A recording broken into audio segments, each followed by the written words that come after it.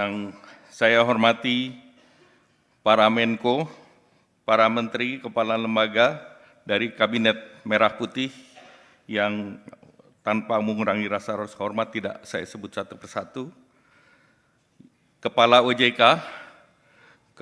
Ketua Dewan Ekonomi Nasional, kemudian mewakili Gubernur Bank Indonesia, para dubes negara sahabat yang mewakili IMF, World Bank, ADB, OECD, para pimpinan asosiasi dunia usaha, para ekonom, lembaga riset akademisi, perwakilan perbankan, lembaga jasa keuangan, lembaga internasional termasuk dari rating agency.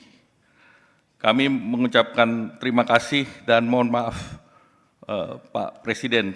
The invitation is only less than 15 hours and all attend and we thank you for the attendance. Pertama, marilah kita panjatkan puji syukur kehadirat Tuhan Yang Maha Esa karena kita dapat berkumpul di agenda Indonesia Economic Outlook bersama Bapak Presiden di Gedung Danantara. Dan kami ucapkan terima kasih kepada CEO Danantara yang baru landing, Pak Rosan, beserta jajaran Danantara, Pak Doni Oskaria dan Pak Pandu, dan tim dari Kemenko yang menyediakan mempersiapkan acara ini. Dan apabila ada yang kurang memuaskan, blame-nya ke saya saja. Bapak Presiden, Bapak Ibu yang saya muliakan, di hari Jumat ini acara Ekonomi Outlook dihadiri oleh Duta Besar Negara Sahabat, kemudian juga dunia usaha, kemudian termasuk pension fund, asuransi, sekuritas, kemudian juga rating agency, para ekonom dan akademisi, kemudian juga disaksikan masyarakat umum melalui media elektronik live, Pak Presiden. Kemudian kalau kita bicara mengenai ekonomi Indonesia, kalau kita lihat di tengah berbagai tantangan, pertumbuhan ekonomi global stagnan di 3%. Nah ini dari baik itu IMF, World Bank maupun OECD di tahun 2025 dan di tahun 2026 juga angkanya sedikit menurun secara global, 2,9 sampai 3,1. Dari segi perdagangan itu diperkirakan juga stagnan, turun bahkan di angka 2,4%. Namun Indonesia di antara negara G20 di kuartal keempat adalah nomor 2, Pak, sesudah India yang 7,4.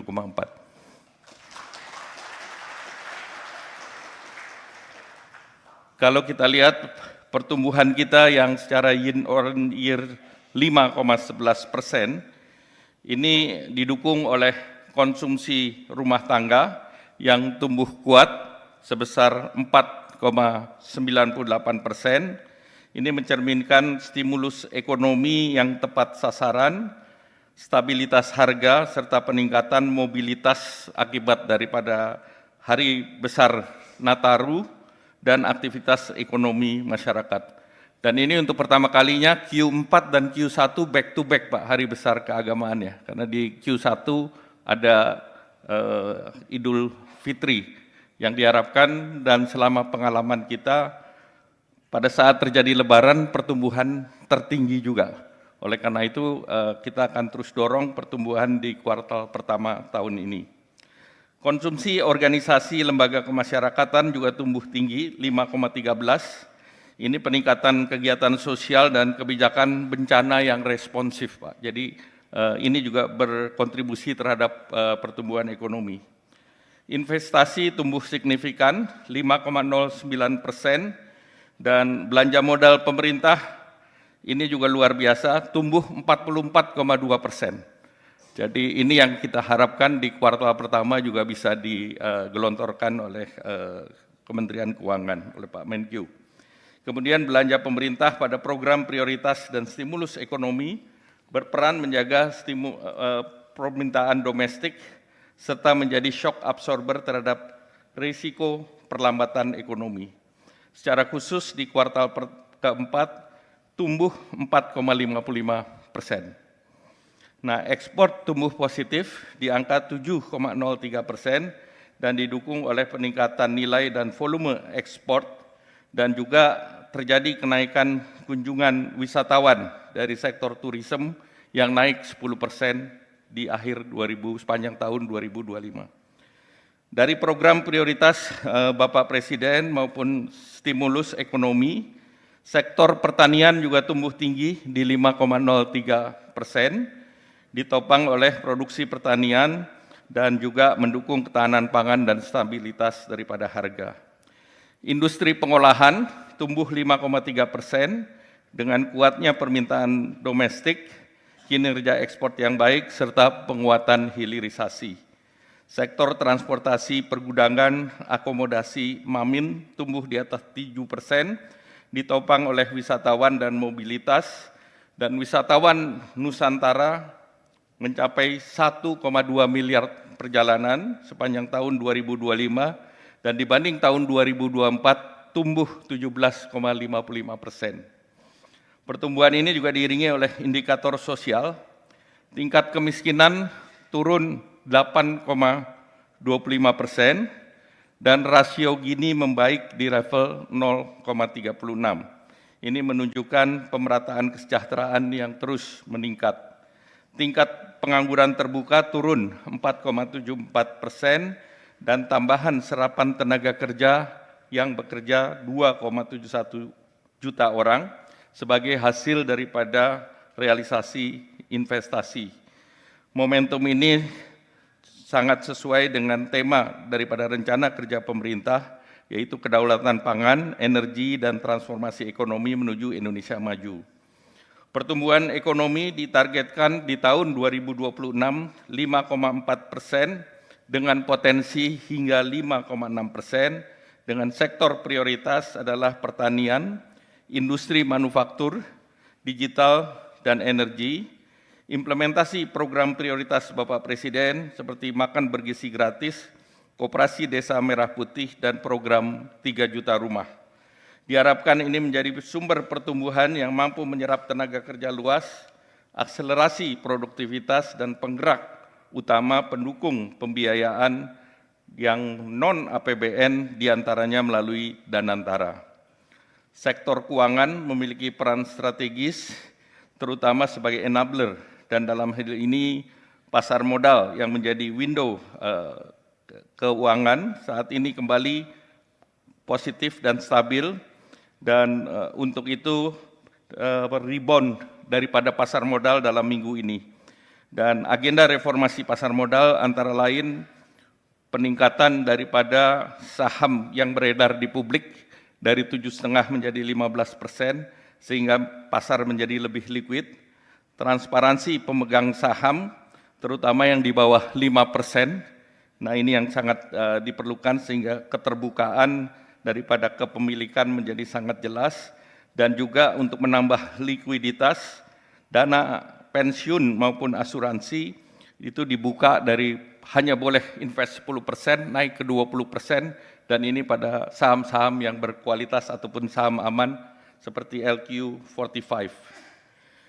Di sisi diplomasi ekonomi global dengan kepemimpinan Bapak Presiden, ini secara geopolitik kita membuka akses hampir seluruh pasar di dunia. Mulai dari EU SEPA yang akan membuat barang Indonesia 0% di tahun 2027, dan ini membuka akses pasar terhadap 14,7% PDB global.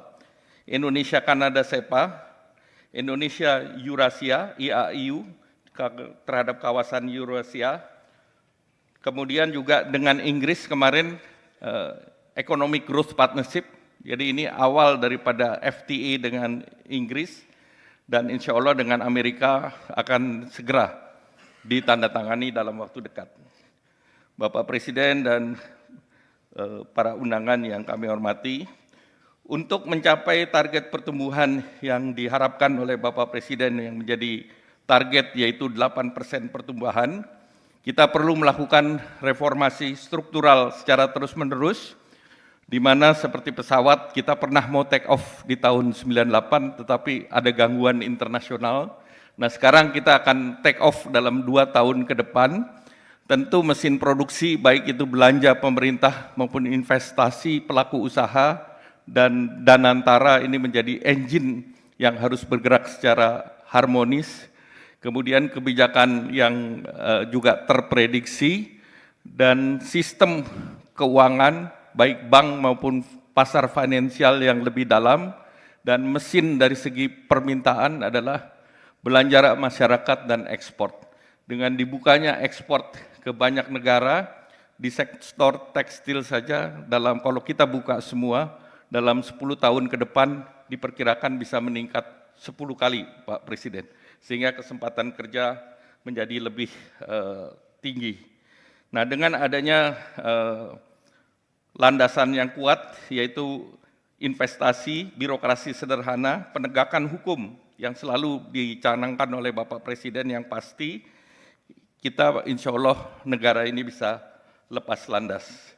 Selanjutnya dalam acara ini akan ada 6 panelis, yaitu Menteri Keuangan yang akan menjelaskan mengenai arah kebijakan fiskal, kemudian CEO Danantara terkait dengan tata kelola dan juga investasi yang akan dilakukan Danantara dan kaitannya dengan pertumbuhan. Kemudian dari segi Koperasi Desa Merah Putih sebagai program unggulan nanti akan disampaikan oleh Menko Pangan. Kemudian Kepala BGN akan mendorong implementasi program MBG dan kaitannya dengan supply chain dari pertanian hingga distribusi dan kontribusi terhadap pertumbuhan ekonomi.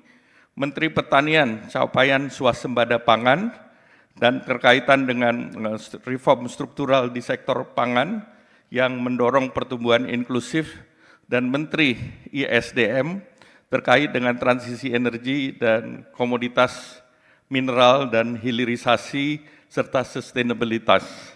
Demikian laporan saya, Bapak Presiden. Selanjutnya kami mohon berkenan Bapak Presiden untuk memberikan arahan sekaligus menyampaikan arahan dan dalam Indonesia Economic Outlook ini sebelum kita lanjutkan nanti dengan panelis. Demikian, terima kasih. Wassalamualaikum warahmatullahi wabarakatuh. Simak bersama sambutan Presiden Republik Indonesia Bapak Prabowo Subianto.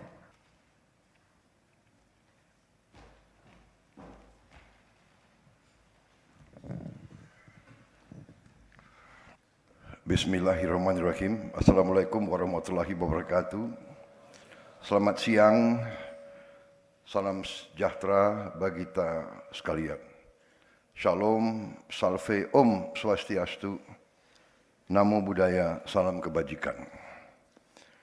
Yang saya hormati, Menteri Koordinator Perekonomian sebagai penyelenggara, Saudara Airlangga Hartarto beserta seluruh jajaran yang hadir, Kepala Badan Pengelola Investasi Danantara, yang sekaligus adalah Menteri Investasi dan Hilirisasi, dan juga Kepala Badan Koordinasi Penanaman Modal, Saudara Rozan Perkasa Roslani, Kepala Badan Pengelola Badan Usaha Milik Negara, Saudara Doni Oskaria, yang juga adalah COO daripada Danantara. Para Menteri Koordinator, para Menteri, para Kepala Badan, para Wakil Menteri dan seluruh anggota Kabinet Merah Putih, yang tidak saya sebut namanya satu persatu tanpa mengurangi rasa hormat saya. Ketua Dewan Ekonomi Nasional, Jenderal TNI Purnawirawan Luhut Binsar Panjaitan, para Duta Besar Negara Sahabat yang hadir, yang saya hormati, terima kasih atas kehadiran saudara-saudara, para pimpinan bank milik negara, hadir Bank Mandiri, BNI, BRI, BTN, dan BSI, dan juga bank swasta yang hadir.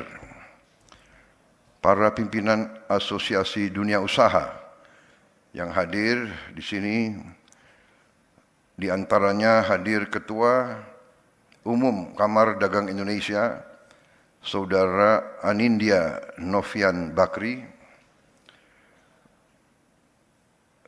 Hadir juga Ketua Umum Asosiasi Pengusaha Indonesia, APindo, Saudari Sinta Wijaya Kamdani.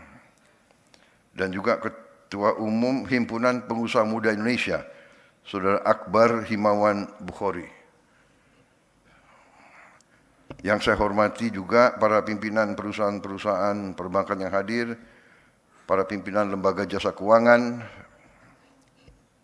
para pimpinan perusahaan BUMN dan swasta, para pimpinan lembaga ekonomi dan lembaga riset nasional, para pimpinan lembaga riset, para rektor, para ahli bidang ekonomi, saudara-saudara sekalian hadirin yang saya hormati, dan para rekan pers dan media yang hadir. Tentunya sebagai insan yang bertakwa, marilah kita tidak henti-hentinya memanjatkan puji syukur kehadirat Tuhan Maha Kuasa, Tuhan Maha Besar, bagi umat Islam Allah Subhanahu wa taala yang memiliki sekalian alam, atas segala karunia, atas segala berkah, kesehatan dan kedamaian yang masih diberikan kepada kita. Kita bersyukur terus, selagi kita juga selalu berdoa agar saudara-saudara kita yang mengalami kesulitan akibat berbagai musibah bencana di berbagai daerah senantiasa diberi kekuatan dan senantiasa diberi kebaikan oleh Yang Maha Kuasa, segera dipulihkan kehidupannya menjadi normal kembali. Saudara-saudara sekalian, adalah suatu kehormatan dan kebanggaan bagi saya untuk bisa hadir dalam acara ini. Saya menyambut baik inisiatif Menteri Koordinator Perekonomian dengan semua timnya dan menteri-menteri lain yang terkait, yang telah bekerja keras dalam tahun pertama pemerintahan kita. Baru 1 tahun lebih kita bekerja, tapi kita merasakan sebenarnya banyak sekali yang sudah kita capai. Saudara-saudara sekalian, dalam sebuah perjalanan panjang yang bisa kita katakan perjalanan pembangunan suatu bangsa, dibutuhkan stamina, ketahanan, dibutuhkan kesabaran, dibutuhkan keteguhan hati, dibutuhkan semangat, tidak menyerah, dan juga dibutuhkan keberanian. Saudara-saudara sekalian, dibutuhkan keberanian untuk mencari akar masalah, dibutuhkan keberanian untuk melihat kenyataan real, bukan keadaan yang kita harapkan, tapi keadaan yang nyata. Setelah kita mengerti keadaan yang nyata, dibutuhkan lagi keberanian untuk mengakui kesulitan-kesulitan kita, mengakui kelemahan-kelemahan kita. Dalam pembangunan suatu bangsa, kita ibaratkan sebuah perjalanan jauh, sebuah long march, dan kita tahu bahwa perjalanan jauh selalu dimulai dengan satu langkah. Kita bersyukur bahwa kita sudah melakukan banyak langkah. Kita bersyukur semua pendiri bangsa telah meletakkan dasar yang luar biasa bagi kita. Kita bersyukur pendiri-pendiri bangsa kita, pejuang-pejuang bangsa kita mewariskan kepada kita satu nusa, satu bahasa, satu kebangsaan. Kita bersyukur bahwa kita majemuk, kita terdiri dari berbagai ratusan kelompok etnis, kita terdiri dari ras-ras yang berbeda, kita terdiri dari penduduk yang punya agama-agama besar yang berbeda, tapi kita bisa bersatu. Kita bisa bersatu dalam usaha bersama mencari kehidupan yang lebih baik. Saya ingatkan bahwa tugas kita bernegara adalah mencari kehidupan yang lebih baik untuk rakyat kita. Tugas dan tanggung jawab setiap pemerintah di setiap negara di seluruh dunia adalah untuk bekerja, berjuang untuk memberi kehidupan yang layak bagi rakyatnya. Saudara-saudara sekalian, saya mengajak kita untuk realistis. Kita selalu mengatakan kita ingin jadi negara yang maju. Benar, kita ingin menjadi negara maju. Tapi jangan kita berpretensi kita mau mencapai tingkatan yang sama dengan negara-negara yang sudah ratusan tahun sebelum kita mencapai tingkat teknologi dan industri yang sangat maju. Kita punya cita-cita tinggi, tapi kita punya sikap yang realistis. Yang penting bagi kita adalah kita harus menjaga dan mengelola seluruh kekayaan negara, seluruh sumber daya alam kita, dan kita kelola, kita jaga, dan kita pergunakan sebesar-besarnya untuk kepentingan seluruh rakyat Indonesia. Itu tujuan kita. Dan itu yang saya sebagai kepala pemerintah, sebagai kepala negara, saya bertekad untuk melaksanakan. Kita harus berani, saya katakan tadi, mengakui kesulitan-kesulitan kita dan kelemahan-kelemahan kita. Kita bersyukur dengan apa yang kita telah capai, dan untuk itu saya ucapkan terima kasih kepada tim saya, kepada para menteri saya, kepala badan, semua tim saya. Saya merasa bangga dengan prestasi saudara-saudara, dengan kerja keras saudara-saudara. Saya yang tahu saudara, saya yang lihat saudara dari hari ke hari, semua pencapaian kita yang kita harus bangga adalah hasil kerja keras seluruh tim yang saya pimpin. Jadi saudara-saudara, di hadapan seluruh rakyat Indonesia saya katakan, memang tim saya adalah, menurut pendapat saya, menurut keyakinan saya, karena saya pengguna, saya melihat langsung dari dekat, mereka sungguh-sungguh adalah putra-putri terbaik bangsa Indonesia. Terima kasih. Terima kasih pekerjaanmu, dan saya percaya kita akan mencapai prestasi yang lebih baik lagi. Saudara-saudara sekalian, para pakar silahkan menilai. Saya percaya bahwa kita akan membuat kejutan demi kejutan.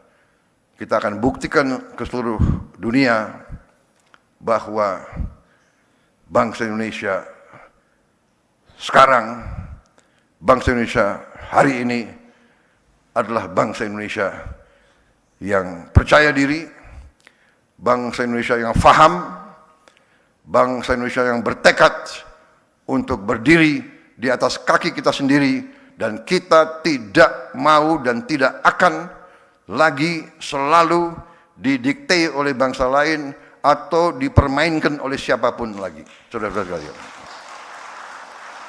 kita harus berani mengakui kelemahan-kelemahan kita. Tapi saudara-saudara, setelah kita bekerja 1 tahun, mulai berapa hari ini, berapa minggu ini, saya dapat laporan dari kepala-kepala daerah, beberapa gubernur, beberapa bupati. Sekarang mereka baru melihat hasil real, dampak real dari berbagai kebijakan kita. Mereka mengatakan di tingkat mereka bahwa konsumsi rumah tangga meningkat. Tadi dibenarkan. Saya beberapa hari lalu ketemu pemimpin-pemimpin industri dan perdagangan. Rombongan Apindo datang ke saya, dipimpin oleh ketua umumnya.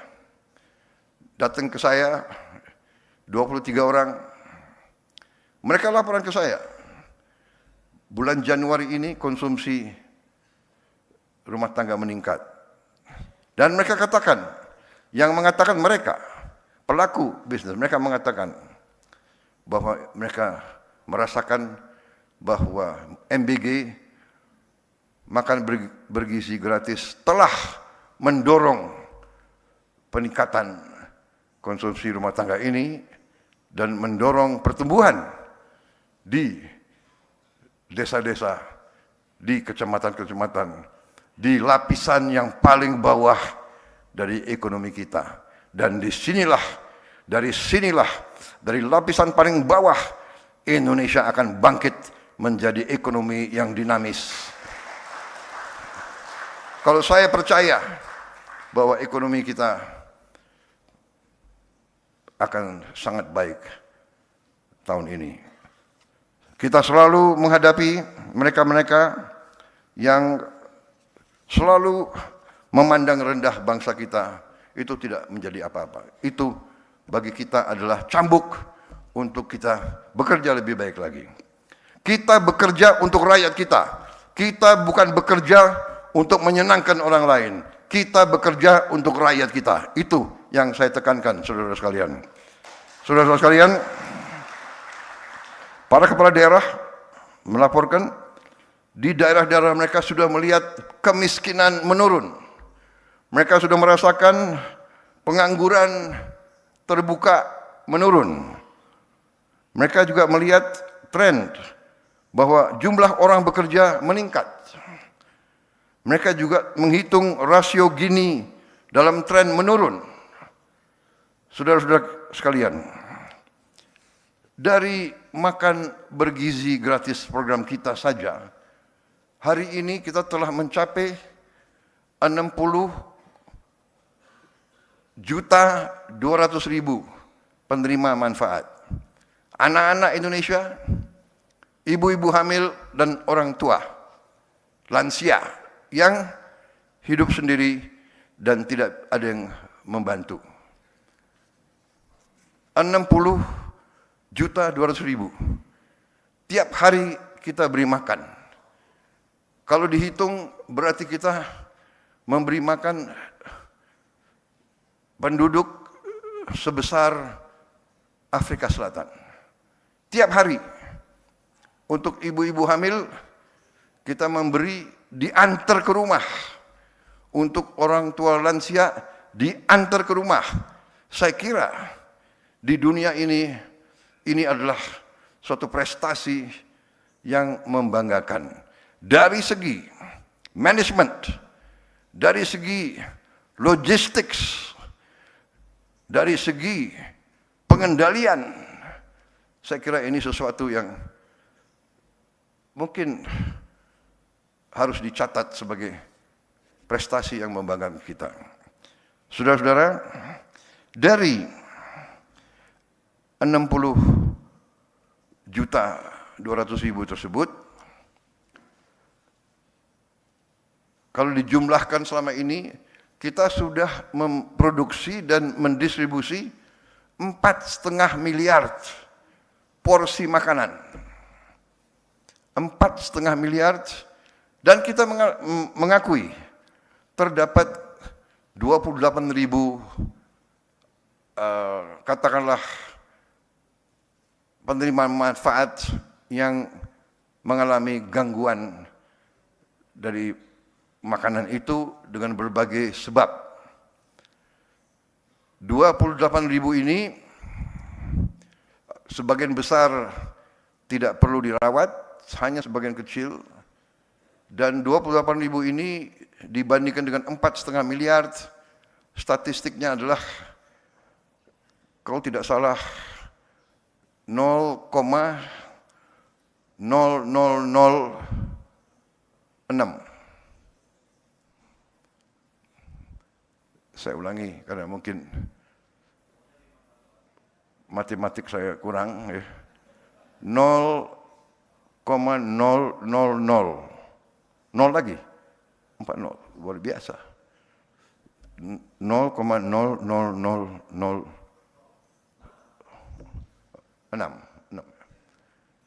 Berarti ini adalah 99 ya, 99994.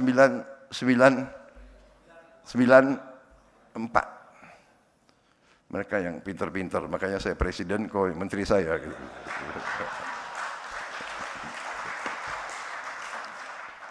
Yang pintar mereka, jadi kalau nggak pintar nggak duduk di situ mereka. Berarti kalau in reality ini harus dikatakan suatu usaha yang berhasil. Iya kan? Kita ingin zero error, itu harus kita capai. Tadi pagi saya baru resmikan SPPG polisi. Nanti begitu selesai jumlahnya akan lebih dari 1.100. Saya lihat dan saya kagum dengan kualitasnya, dan saya percaya, saya dapat laporan dari Kepala BGN di tempat-tempat lain juga sudah seperti itu. Ya, alat-alat yang kita produksi dari dalam negeri juga sudah cukup canggih untuk menjamin kebersihan air, menjamin kebersihan food tray,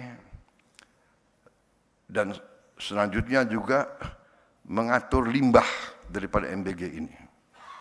Jadi saudara-saudara, MBG ini hari ini sudah mencapai 23.000 lebih dapur. 23.000 lebih dapur SPPG. Pada puncaknya, ini akan sampai 82 juta lebih penerima manfaat. Pada ujungnya akan mencapai lebih dari 30.000 dapur. Dan tiap dapur mempekerjakan 50 orang. Dari MBG saja sekarang sudah lebih dari 1 juta orang bekerja. Di ujungnya akan 1,5 juta orang bekerja tiap hari. Tapi tiap dapur akan menimbulkan dan sudah menimbulkan 5 sampai 10 pemasok, supplier. Masing-masing pemasok punya 3, 4, 5 petani yang bekerja. Ekonomi di desa hidup. Petani sayur, petani ikan, peternak ayam, peternak kambing, peternak susu, semua yakin bahwa hasilnya langsung dibeli dan tidak jauh, karena di tiap kampung mereka bisa punya pasar tetap, pasar terjamin. Ini menimbulkan ekonomi dari bawah. Para kepala daerah melaporkan bahwa mereka merasakan dinamisme dari bawah. Saudara-saudara, ini hanya salah satu bukti awal dari 1 tahun kita bekerja. Dan ini akan terus kita buktikan dengan hasil nyata, saudara-saudara. Kita juga sudah mulai membangun desa-desa nelayan. Desa nelayan tahun 2026 ini akan mencapai 1.000 desa nelayan. Tiap desa nelayan terdiri dari sekian ratus, ada yang 300, 500, ada yang sampai 2.000 nelayan. Yang selama Republik Indonesia berdiri belum pernah disentuh oleh pemerintah Republik Indonesia. Nelayan-nelayan kita belum pernah dapat perhatian. Mereka kadang-kadang tidak bisa punya es. Tidak ada pabrik es di desa mereka. Mereka sulit dapat solar. Mereka sulit untuk dapat akses ke pasar ini. Kita rubah, kita totalnya dalam 4 tahun mendatang kita akan membangun 5.000 desa nelayan. Tiap desa nelayan kita akan bangun pabrik es. Kita akan bikin cold storage. Kita akan bikin dermaga. Kita akan bagikan kapal-kapal. Kita akan siapkan kendaraan. Saudara-saudara, dan ini semua bukan handout. Bukan kita bagi-bagi.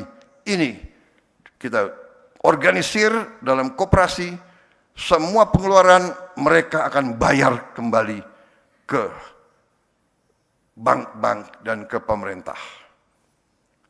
Saudara-saudara, ekonomi yang kita jalankan bukan ekonomi handout. Yang kita akan bangun ini semua sudah ada dalam anggaran kita sudah bertahun-tahun. Jadi saudara-saudara, nanti desa-desa itu kita beri kebebasan, kalau dia mampu, kita akan permudah akses kepada ekspor. Dia bisa ekspor langsung. Kita akan buka pelabuhan-pelabuhan, lapangan-lapangan terbang boleh ekspor langsung. Saudara-saudara, kita akan permudah regulasi supaya mereka bisa menumbuhkan kegiatan ekonomi yang mendasar.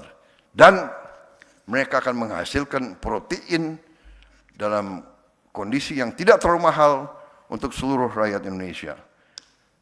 Demikian juga, saudara-saudara, ini sudah hampir 100 sudah jadi di berbagai titik. Dan target kita 2026 ini akan sampai 1.000. Dan selanjutnya total sampai 2029 target kita adalah 5.000 desa nelayan yang nanti mereka akan kembalikan investasi itu. Tapi kita kasih kelonggaran mengembalikannya supaya tidak terlalu berat untuk mereka. Kita beri kelonggaran pengembaliannya bisa di atas 10 tahun, 11 sampai 12 tahun. Yang tidak ada masalah karena para pengusaha-pengusaha besar juga kadang-kadang minta kredit juga belasan tahun. Itu pun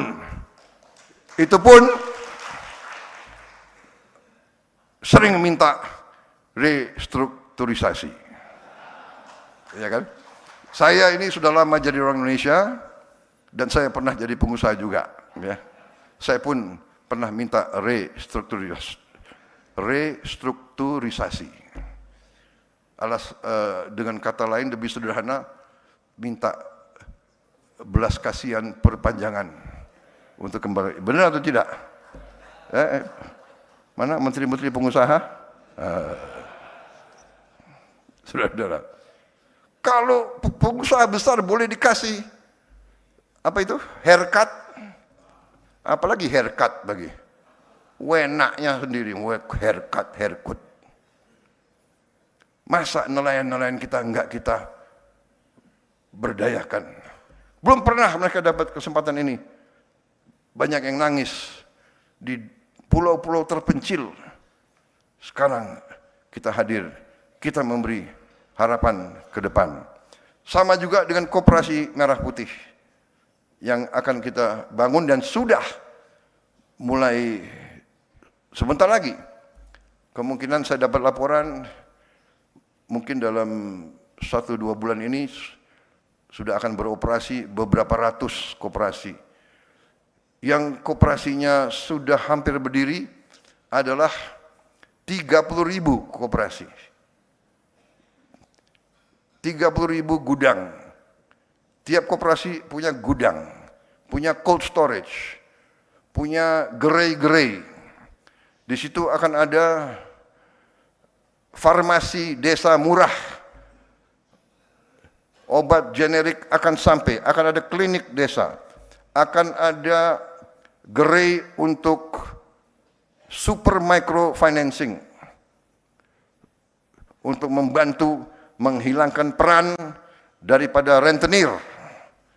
Kita akan beri bunga yang sangat mudah, sangat ringan untuk mereka-mereka. Semua barang subsidi akan punya akses, rakyat akan punya akses langsung, sehingga tidak ada penyelewengan, tidak ada kebocoran. Dan ini semua anggarannya dari mana? Anggarannya sudah ada. Karena 10 tahun kita sudah beri dana desa kepada desa-desa kita. 10 tahun sudah kita berikan. Dan sekarang kita akan mengarahkan, selama ini 10 tahun kita harus akui banyak dana tersebut tidak sampai ke rakyat. Ini dibuktikan dengan banyak sekali kepala desa yang terpaksa berhadapan dengan hukum karena tidak dapat pertanggungjawabkan dengan baik penggunaan dana tersebut. Saudara-saudara sekalian, dari ini semua, saudara-saudara, kita akan buktikan bahwa pertumbuhan ekonomi kita real, nyata, dan akan di atas sasaran yang kita tetapkan. Saudara-saudara sekalian, kita juga buktikan bahwa kita sekarang sudah swasembada beras. Kita menuju swasembada pangan. Saudara-saudara, produksi beras kita tahun 2025 adalah 34,7 juta ton. Naik 13% dari 2024. Sekarang cadangan beras di Bulog bulan Juli 2025 adalah 4,2 juta ton, adalah tertinggi sepanjang sejarah bangsa kita. Dan sampai sekarang pun cadangan yang sudah ada masih sangat tinggi. Saudara-saudara sekalian, dalam kebijakan fiskal, saya sudah buktikan bahwa kita bisa melaksanakan efisiensi, penghematan yang sangat besar. Di tahun pertama pemerintahan kita telah menghemat uang dari anggaran kita sendiri sangat besar. 300 triliun lebih penghematan kita. Di akhir tahun 2025 pun kita lakukan dan kita melihat hasil dari penghematan tersebut. Uang penghematan inilah yang kita pakai untuk program MBG dan sebagainya. Uang yang pasti akan habis untuk hal-hal yang tidak produktif. Kita alihkan ke hal-hal yang produktif. Kita mengeluarkan semua yang bersifat tidak produktif, perjalanan luar negeri, seremoni-seremoni yang tidak perlu, rapat seminar, FGD, dan sebagainya. Kajian-kajian, analisa-analisa, sudah tidak perlu terlalu banyak kajian dan analisa. Kita sudah tahu masalahnya. Kekurangan infrastruktur, lakukan. Desa perlu jembatan, buat. Rakyat lapar, cari pangan. Nggak usah terlalu banyak analisa, ya. Ini kita sudah hemat sangat luar biasa. Di tahun pertama 308 triliun rupiah kita sudah hemat. Ini berapa miliar dolar nih? 308 T. Berapa? 18 miliar dolar. 18 miliar dolar. Dan kita bisa lakukan lebih besar lagi. Ya, kebocoran harus kita tutup. Harus kita kurangi. Saudara-saudara sekalian, saya masih melihat kebocoran-kebocoran besar, tapi saya terima kasih Danantara, dalam 1 tahun Anda bekerja, mungkin kurang dari 1 tahun. Kita bentuk saudara baru Februari 2025. Februari ya, 3-4-5 bulan pendirian, belum 1 tahun. Tapi saudara sudah, saya dapat laporan sementara, ya, hasil daripada efisiensi saudara, reformasi saudara, sudah melahirkan hasil 4 kali lipat daripada tahun 2024. Ini luar biasa, tapi harus terus dikejar. Saya menuntut return on asset ya 7% lah. Kenapa senyum? Kepala Danantara bisa? Siap. Kok siapnya kurang tegas itu ya? Siap gitu loh. Siap. Wah, itu. Danantara siap.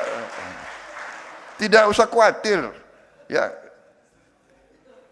Saya ingat selalu apa yang dikatakan Bung Karno, gantungkanlah cita-citamu setinggi langit. Kalau kau tidak sampai, minimal kau jatuh di antara bintang-bintang. Kan begitu. Siap dulu. Ya. Kami dulu di pasukan khusus tentara, moto kami dulu, siapa berani menang. Berani dulu, ya kan? Patok 7%. Kau akan kaget, ya kan?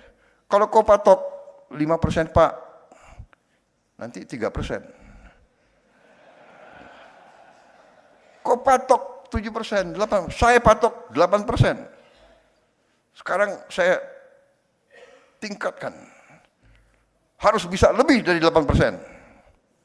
Menteri-menteri bisa?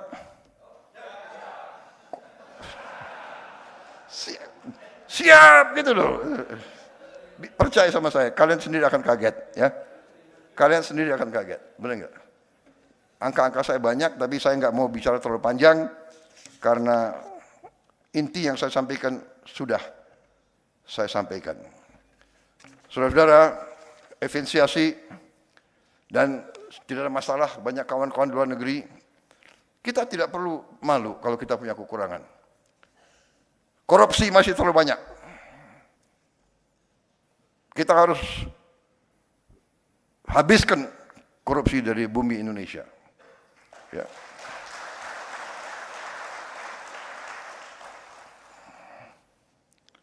Segala kebocoran, segala penyelewengan, segala manipulasi, ya semua tingkatan. Saya kumpulkan pengusaha-pengusaha yang sebagian besar adalah kawan saya sendiri. Saya sampaikan, sudahlah, kalian sudah besar, sudah kaya. Ya. Patuhi peraturan. Kalian pinter-pinter. Tapi di Indonesia ini orang pinter itu pinternya pinter mencari peluang mengatasi peraturan. Benar? Ini dari sekolah kita belajar, ya kan? Ini hilangkan budaya itu. Ya. Tapi masalahnya pemerintah birokrasi juga harus benar. Kadang-kadang birokrasi yang tidak benar. Iya kan? Ada yang sampaikan kepada saya bahwa Winston Churchill pernah mengatakan, I am more afraid of my bureaucrats than I'm afraid of Adolf Hitler. Katanya, but kita nggak tahu apa benar atau tidak dia mengatakan begitu. Tapi kira-kira semangatnya seperti itulah. Ya, ya, saya juga begitu. Mungkin dirubah deh, aku yang ngomong ya. I'm more afraid of my own bureaucrats than I'm afraid of siapalah, kuntilanak atau apa gitu.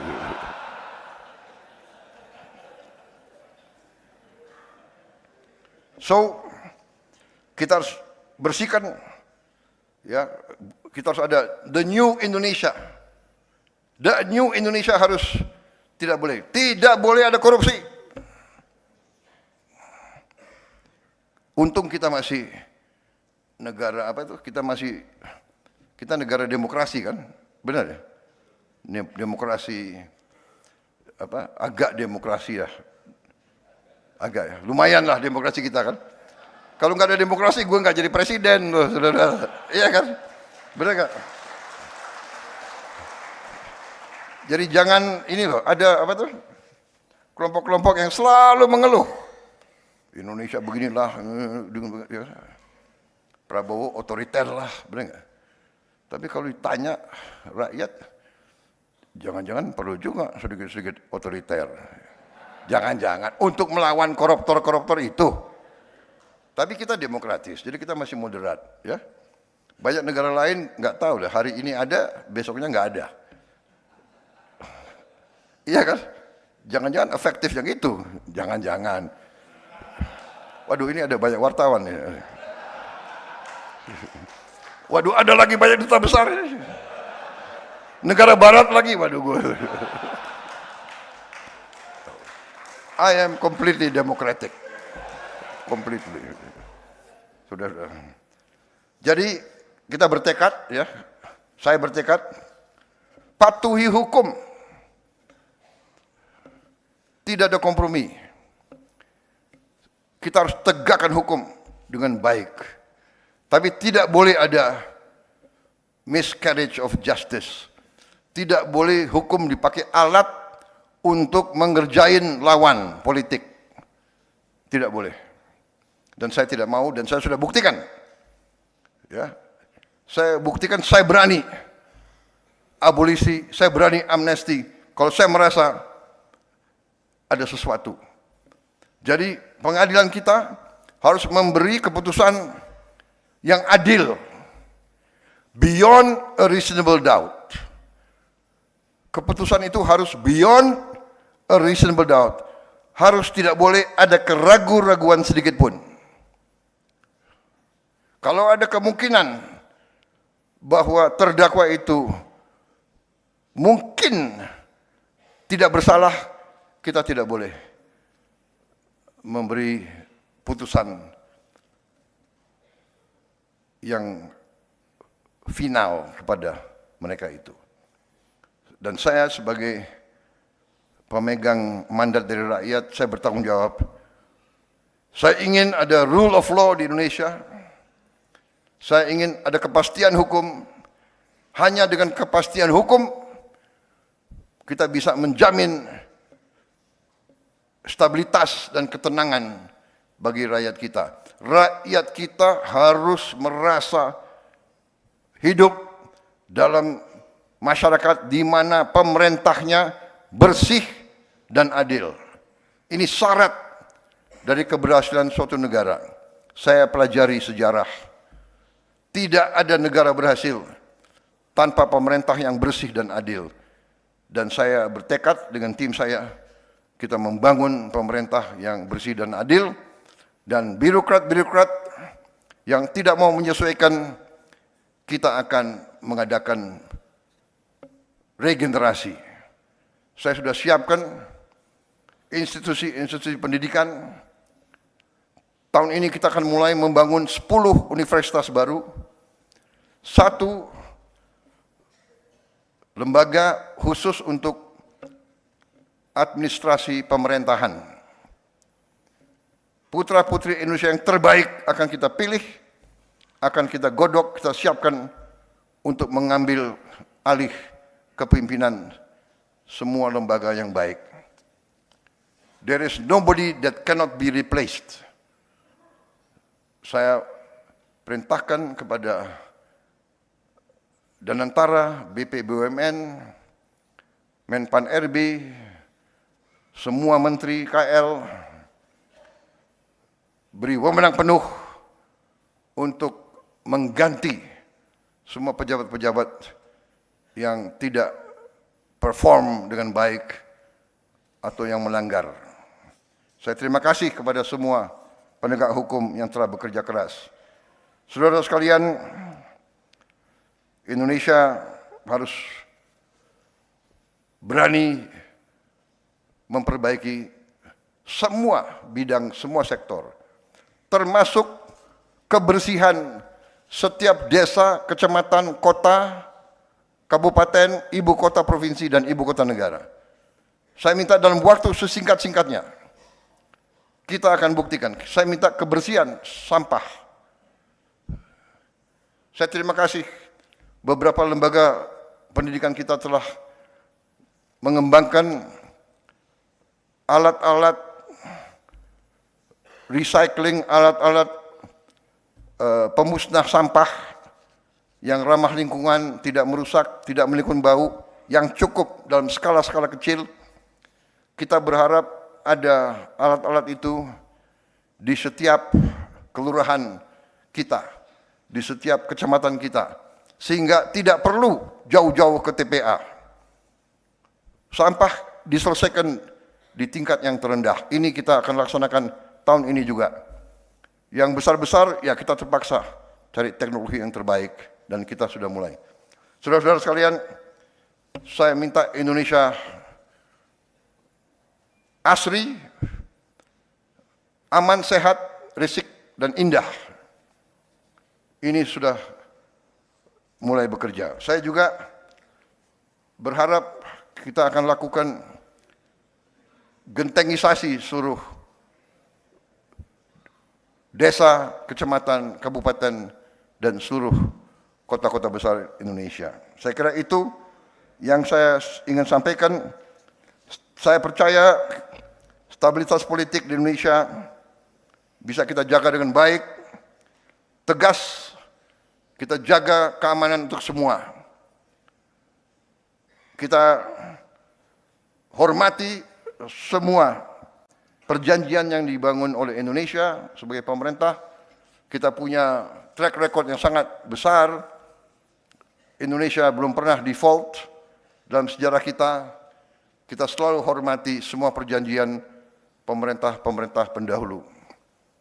Kita terbuka untuk investasi dari manapun, dan kita yakin bahwa kita akan bangkit dengan sangat meyakinkan. Saya namakan, saya punya strategi adalah Indonesia Incorporated. Yang besar, yang kuat, yang menengah, yang kecil, yang kurang, semua bekerja sama. Yang besar, maju, tarik. Yang kurang, kuat. Yang kuat, tarik. Yang lemah. Pemerintah yang bersih dan adil bantu yang paling lemah dan paling miskin. Kita bangkit bersama, Indonesia insya Allah nanti bukan saja raksasa yang tertidur, tapi kita harus bangkit menjadi raksasa yang mampu berdiri dan membangun kehidupan yang lebih baik bagi rakyatnya. Terima kasih. Wassalamualaikum warahmatullahi wabarakatuh. Salam sejahtera bagi kita sekalian. Shalom Salve. Om Santi Santi Om. Namo Buddhaya. Salam kebajikan. Terima kasih. Selamat melaksanakan sarasihan ini. Terima kasih.